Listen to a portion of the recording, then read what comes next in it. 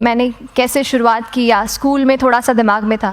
तो हाँ, स्कूल में थोड़ा सा कहीं सोचा था, कहीं शायद पढ़ लिया होगा, कहीं सुन लिया होगा कि नहीं आईएएस ऑफिसर नाम की कोई चीज़ होती है। लेकिन तब ये भी नहीं पता था कि यार यूपीएससी नाम की कोई एग्ज़ाम है, सिविल सर्विस एग्ज़ाम है, उससे और भी पोस्ट में आप सिलेक्ट हो सकते हैं, ऐसा कुछ नॉलेज नहीं था। जब मैं अपने कॉलेज लेवल में आई, जब कॉलेज में एडमिशन लिया, मैंने भोपाल से ही प्राइवेट इंजीनियरिंग कॉलेज से केमिकल इंजीनियरिंग किया है। और उस दौरान मुझे जब मैंने सोचना शुरुआत की कि क्या बनना है, कंटेम्पलेट किया कि एग्जैक्टली क्या करियर चाहती हूँ, तो लगा कि यार कहीं जो पुरानी ड्रीम थी, एक जो सपना था, वो अभी उसको सामने लाना चाहिए। फिर इस बारे में और पढ़ा और तब खान स्टडी ग्रुप भोपाल में सेंटर वहाँ पे जैसे शुरू हो गया था, तो मेरा जो फाउंडेशन कोर्स है मैंने वहाँ से किया। और इस एग्ज़ाम के बारे में जो चीज़ें मुझे 1-2 साल में समझ में आई हैं, वो कुछ चीज़ें मैं आपसे शेयर करना चाहती हूँ। सबसे पहली चीज़ जो पहले जय और रचना हम दोनों बोल चुके हैं कि कंसिस्टेंसी। आप अगर दिन में, कई बार हमसे सवाल पूछते हैं कि आप कितने घंटे पढ़ाई करते हैं, तो देखिए घंटे मैटर नहीं करते। कोई 17-18 घंटे हमें नहीं पढ़ना है, इतना हम पढ़ भी नहीं सकते। एक दिन पढ़ सकते हैं, दूसरे दिन नहीं पढ़ पाएंगे। 5 से 6 घंटे ही आपको देने हैं या उतने निकालने हैं, पर वो जो वक्त आप अपनी पढ़ाई को देते हो, वो कंसिस्टेंटली आपको रोज़ उतना ही अपने पढ़ाई को देना है। Consistency is the key, that is the first and the most important thing जो आपको ध्यान में रखनी है।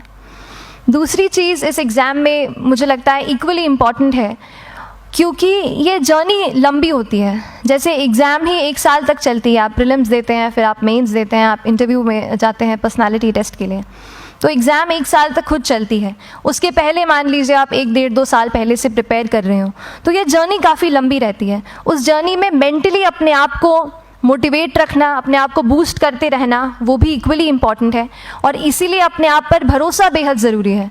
You need to have a faith in yourself कि अगर आपने इसमें कदम रखा है, अगर आपने सोचा है कि आप सिविल सर्विस एग्ज़ाम देना चाहते हैं और देंगे, तो आपको ये ठान के उसमें जाना है कि हाँ मैं ये कर सकता या कर सकती हूँ। ये एक अपना मोटिवेशन, अपने साथ एक फेथ, बिलीफ अपने ऊपर आपको हमेशा रखना है। कमिंग टू प्रेपरेशन की कैसे तैयारी करनी है, बहुत सारी बातें आप सुन चुके हैं कि आंसर राइटिंग में कैसे करना होता है, आंसर राइटिंग का स्ट्रक्चर कैसा होना चाहिए।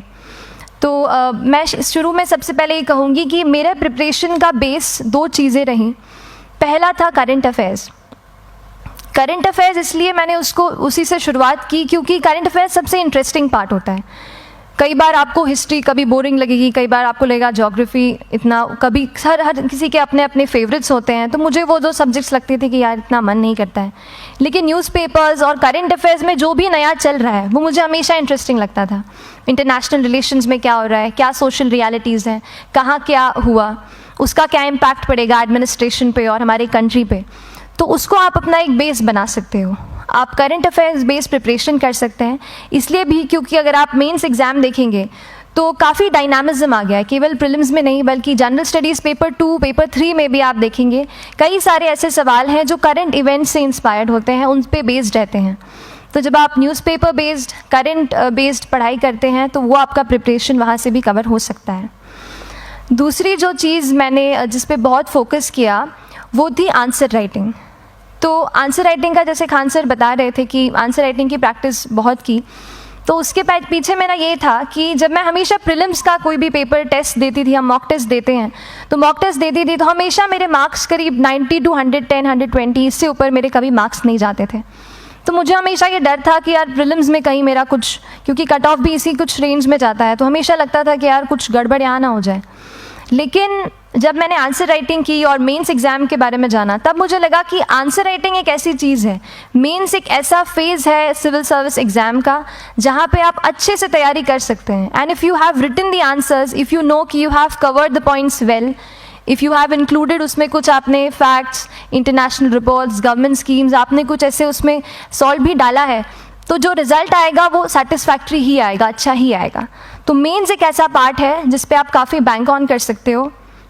मैं जब पर्सनालिटी टेस्ट भी मैंने दिया, तो इस बार भी आप नंबर्स देखेंगे तो आसपास की रैंक के हिसाब से मेरे नंबर्स उसमें कम हैं, लेकिन it is just the general studies and the answer writing part, जो मेंस के जो वो है मार्क्स हैं या मेंस का जो एक फैक्टर रहा, वो मेरे लिए सबसे ज़्यादा इंपॉर्टेंट डिसाइडिंग फैक्टर रहा है। तो अपना एक्सपीरियंस यही बताऊंगी कि आंसर राइटिंग पे आप विशेष फोकस कीजिए। जैसा स्ट्रक्चर आपको बता ही चुके हैं कि इंट्रोडक्शन में कैसे आपको शॉर्ट रखना है, बॉडी एंड देन कंक्लूजन, उसमें छोटी चीज़ जैसे मैं अभी मेंशन कर रही थी, आप एक इंश्योर कीजिए कि देखिए जो भी एग्जामिनर आपकी कॉपी चेक कर रहे हैं वो दिन में 10, 15, 20 कॉपीज़ चेक कर रहे हैं, तो उन सब से आपको अलग कैसे आप अपनी कॉपी दिखा सकते हो, ये चीज़ आपका प्रेजेंटेशन और आप जिस तरीके से आंसर लिखते हो कंटेंट को, वो मैटर करेगा। आप इंश्योर कर सकते हैं कि आपके आंसर में कुछ फैक्ट्स, गवर्नमेंट की स्कीम्स, कुछ कमिटीज़ बैठती हैं, जैसे एक प्रिवेसी पे जस्टिस BN श्रीकृष्णा कमेटी की रिपोर्ट आई है, तो आप मान लीजिए आपको कोई प्रिवेसी पे सवाल आ गया तो आपने उन कमेटी का नाम कोट कर दिया। ऐसे बहुत सारी कमिटीज़ होती हैं। कुछ इंटरनेशनल रिपोर्ट्स आते हैं, वो आप उनको इनके बारे में लिख सकते हैं। इंडिया का मैप आप बना सकते हैं। मैंने सीख लिया था कि 10-15 सेकेंड्स में कैसे जल्दी से मैप बनाना है और उस पर कैसे पॉइंट कुछ करना है, कुछ लोकेट करना है। तो ये कुछ ऐसी चीज़ें हैं जो आपके आंसर्स को एनरिच करेंगी और प्रेजेंटेबल बनाएंगी। तो इस तरीके से आंसर्स पे जैसे हम क्लास करते हैं, लेकिन उसके साथ साथ आपको ये कोशिश करनी है कि 1 से 2 आंसर पर डे आपको ज़रूर लिखने ही लिखने हैं, apart from the test series that you are doing. Answer writing से 2-3 चीज़ें होती हैं, ना केवल हमारी एक लिखने का हमें समझ आता है हम क्या लिखते हैं कैसा है, पर हमारा कॉम्प्रिहेंशन भी इम्प्रूव होता है। हमें कितना समझ में आया वो भी हमें खुद समझ आता है जब हम आंसर्स लिखते हैं। और इसीलिए आंसर राइटिंग पे आप फोकस कीजिए, 1 से 2 आंसर ज़रूर लिखिए। और आंसर राइटिंग के बाद the third pillar of my preparation जो काफ़ी इंपॉर्टेंट जिसने रोल प्ले किया, that was tests and test series and मॉक्स।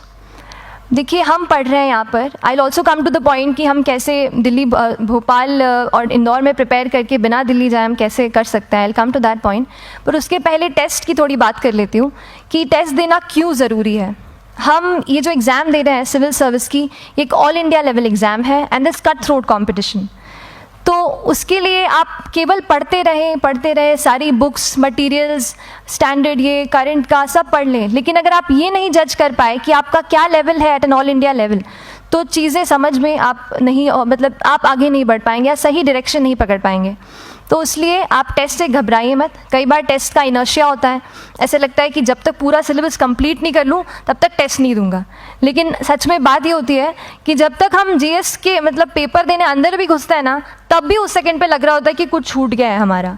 तो ये चीज़ होगी ही, इसीलिए ये मैं कभी मत सोचिए कि जब तक पूरा सिलेबस नहीं कर लूँ टेस्ट नहीं दूंगा। जैसे आपका एक थोड़ा बेस बन जाता है प्रिपरेशन का, आप टेस्ट दीजिए, चाहे वो प्रीलिम्स का MCQ का टेस्ट हो या मेंस का राइटिंग स्किल की प्रैक्टिस हो, टेस्ट पे आप फोकस कीजिए। उसके बाद टेस्ट केवल देने के लिए नहीं देना है, उसको एनालाइज भी अच्छे से करना है। When you get the answer hints, when you get the answer keys, analyse properly कि आपकी क्या गलती हुई है और उससे भी सीखने की कोशिश कीजिए कि क्या कुछ नया मुझे इस टेस्ट पेपर से या इस आंसर कॉपी से मिल सकता है।